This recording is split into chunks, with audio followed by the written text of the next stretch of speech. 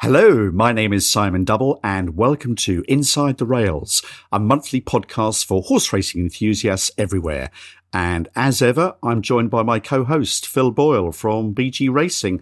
Now, normally I ask you how you are, but we met only recently, 2 days running at Ascot, when we both had trade stands on the last of Great British Racing's ownership promotion days. You seemed in fine fettle, Phil. And that's easy for me to say. Look, I know you were frustrated by the non-runners on a Saturday, but I'm sure we'll touch upon that sensitive topic later. I'm sure we will. Hi, Simon. Yes, looking forward to talking about Ascot. Apologies in advance if I sound better than I normally do. I've had a bit of a cough for the last week or so I'm a little bit croaky, which has probably improved my voice.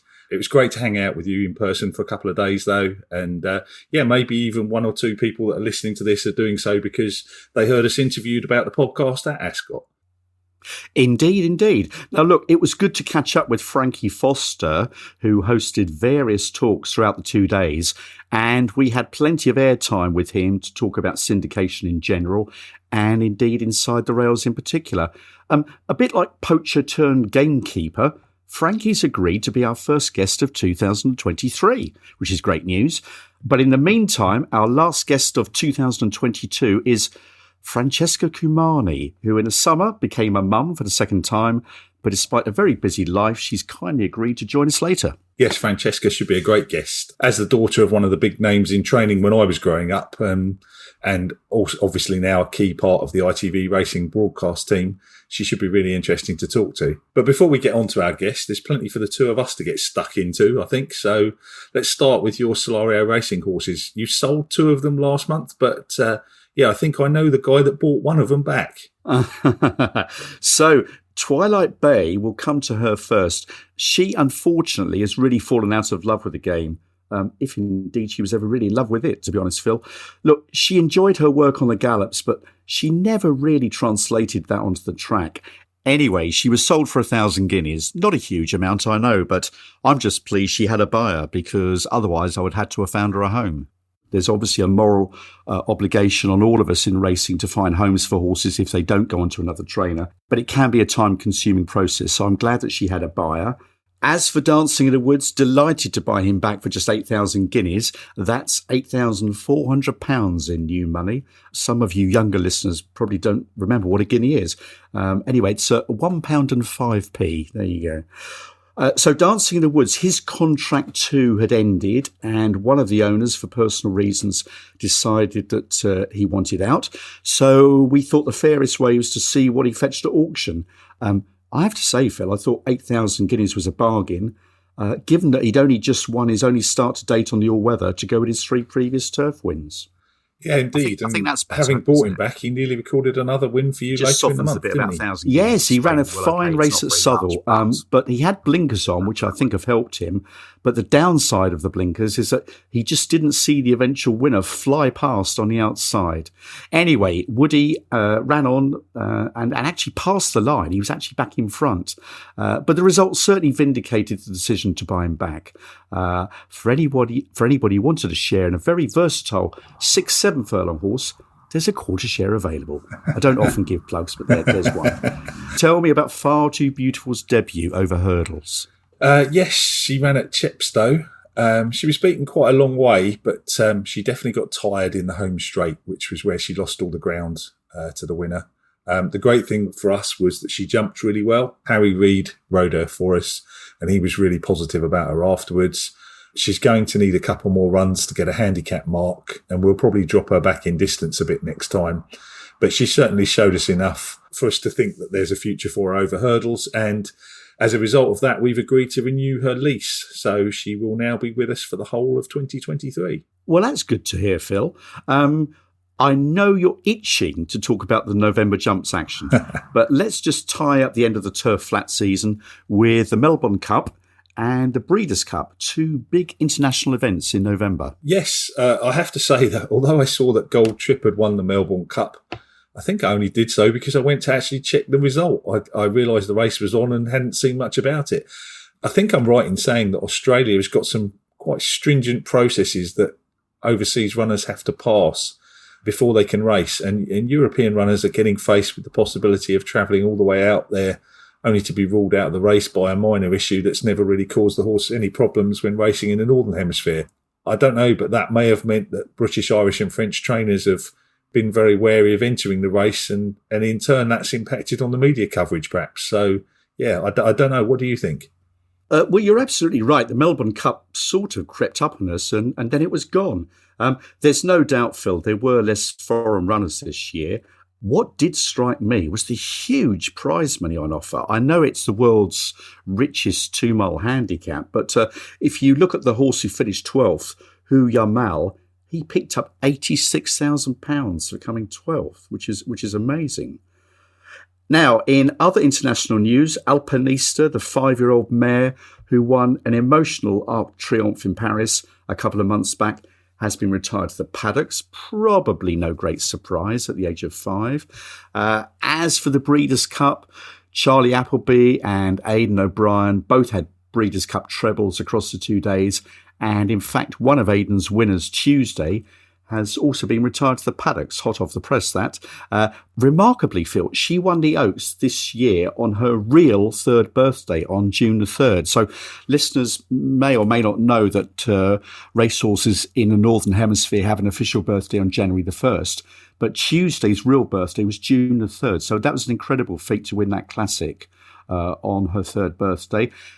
Still with the ladies, I'm going to highlight some girl power among 2 rising stars of the British training ranks who took part in the Breeders' Cup. 2 young Newmarket trainers, Alice Haynes and Amy Murphy. Amy, of course, no stranger to myself as I've got horses in training with her. They both had runners at the Breeders' Cup on the Friday. They're actually both good friends and they both put up a good show. So Alice had Lady Hollywood, who was 5th, beaten just 6 lengths in the juvenile turf sprint, won by Charlie Appleby's Mischief Magic. In fact, the Brits trained 4 of the first 5 home, which is a pretty good show for the UK. Then later on the card, Amy had Manhattan Jungle, who was 8th in the juvenile fillies turf, beaten 6 3/4 lengths behind Aidan O'Brien's Mediate. Actually, a furlong from home, Manhattan was in front, and Amy had said that if there'd been a suitable 7-furlong race, she'd have gone there. She doesn't really stay a mile. But look, well done to both trainers for not shying away from taking on the big battalions. But surely the highlight, Phil, was Flightline's demolition job in the Breeders' Cup Classic, winning by over 8 lengths to keep his unbeaten record intact. Yeah, that was a spectacular performance. Unfortunately, the finances in racing meant that a couple of days after the race, it was announced that he would be retired to stud. I mean, from a commercial viewpoint, that's an easy decision to understand. And most of us would probably have arrived at the same one. But it would have been brilliant for the sport to have seen him taking on all comers for another season. And yeah, I think it could have moved him from being a great horse to one that's in the conversation for the greatest horse ever if things had gone well. But we'll never know. Interesting that Flightline didn't run at 2 years of age. Commercially, I totally understand the horse going to stud, and indeed at a cool $200,000. And talking of impressive stud fees, Frankel, the unbeaten Frankel, who is proving as good a stallion as he was a racehorse, he's now at £275,000 a pop. And Dubawi has shot up to £350,000. And they say there's an economic crisis. Yeah, it does feel wrong, doesn't it? On the one hand, we're talking about people not being able to afford food and energy. And on the other hand, we've got people who can spend big 6-figure sums to get a foal from a top stallion. They might or might not be able to sell those for profit, but most of those foals will certainly never cover that initial outlay in the prize money that they'll win on the racecourse. Right, Phil, come on to the jumpers. Your highlights to date. Love talking about the jumps. Had to be impressed with Brave Man's Game in a Charlie Hall chase at Wetherby. He looks sure to be a contender for the top staying chases this season, especially after last year's Gold Cup winner, A Plutard, one of my favourite horses, was actually beaten on his reappearance. That was by Protectorat in the Betfair chase. That one's trained by Dan Skelton, and with Brave Man's Game trained by his old boss, Paul Nicholls. It's nice to have two horses in the British camp this year. The Irish always provide strong opposition in that category. And on that note, Envoy Alain won the big chase at Down Royal. But I'm not quite sure whether those he beat, Kemboy, Conflated and Galvin, are really at the top tier. So, yeah, maybe the British have got a bit more of a chance this season. Well, it would be nice, wouldn't it, to see the British at least slightly redress the imbalance of recent years with the Irish. What about the November meeting at Cheltenham? I know you were there. What caught your eye? Probably the most eye-catching was a horse called Hermes Alain for Paul Nicholls. He was super impressive in the novice hurdle. Obviously, we can't be sure what he actually beat, but he was a wide margin winner, and if it turns out to be a good race, then he could certainly be pretty special. Banbridge won the novice chase well for Joseph O'Brien, who's got a reduced jump string. He's focusing just on a few good horses, and that looks like one of them. And a horse called Garlaw, he was a great story. He was actually jumping the big fences as a 4-year-old, but he missed nearly 2 years before coming back to win the big race at the November meeting, the Paddy Power Gold Cup. Yeah, that was a really good story. And one more to mention is Queen's Gamble, who won the bumper. She won by 8 lengths from a horse called Bonte, who I actually thought was quite decent. And if I'm right, then that means the winner will be very good indeed. Away from Cheltenham, one other I would pick out is John Bon. He made his novice chase debut and he jumped well and won easily. And I'm looking forward to seeing how his season progresses. But what about you, Simon? Did anything catch your eye over the jumps last month? Yes, sort of midweek runner, really. A horse of David Pipes called Thomas Moore, previously a point-to-point winner. He's now won both his starts over hurdles at Worcester and Wincanton, the latter by an incredible 57 lengths, although admittedly the odds-on favourite Last Royal fell, not for the first time in his career. He was, however, well beaten at the time. Look, what Thomas Moore has beaten is a moot point, but I'm sure there's more to come over staying trips, and the trainer David Pipe thinks he'll make a nice chaser in time. Now, we were recently at Ascot as part of Great British Racing's promo days. As far as the racing is concerned, there was a bit of a furore over the non-runners on a Saturday.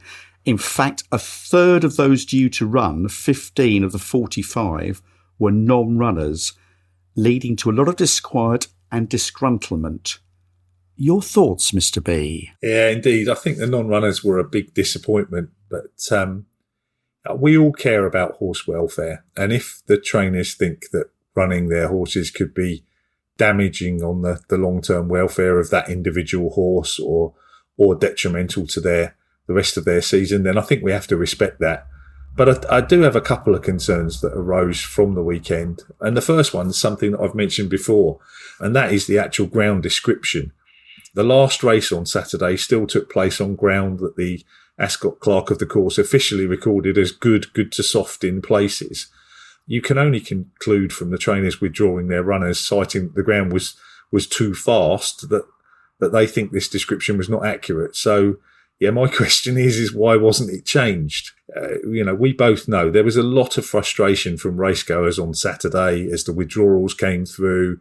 And, some of that is caused by people thinking that the horses should be running on that kind of ground. I think, to be fair to the trainers, it should have been changed unless the Clerk of the Course genuinely felt his description was accurate. If that's the case, he's being misquoted by trainers in their public comments, and, he should be tackling that as well. Eloquently and cogently argued as ever. I'm going to ask you, what's your second concern? Yeah, the second one is I was really disappointed over some of the public statements that were made. I know it's hard when you feel that you're coming under fire and you feel you've got to defend yourself and your decisions, but I think people need to take care over the choice of the words that they use. In a television interview on Sunday, Nicky Henderson responded to a question about what would have happened if he'd have run Constitution Hill at Ascot by saying that he would have probably been wounded in his box for a year, and that to run him would have been, I think the quote was, suicidal, stupid, and we should have been banned for life if we had. It's just not a big jump from that to conclude that everybody that did run their horses at Ascot didn't care if they were injured and should be banned for life for doing so. And that's just not fair. Each horse is different. And I think drawing that inference is wrong, and it damages the reputation of the sport. I do completely respect one person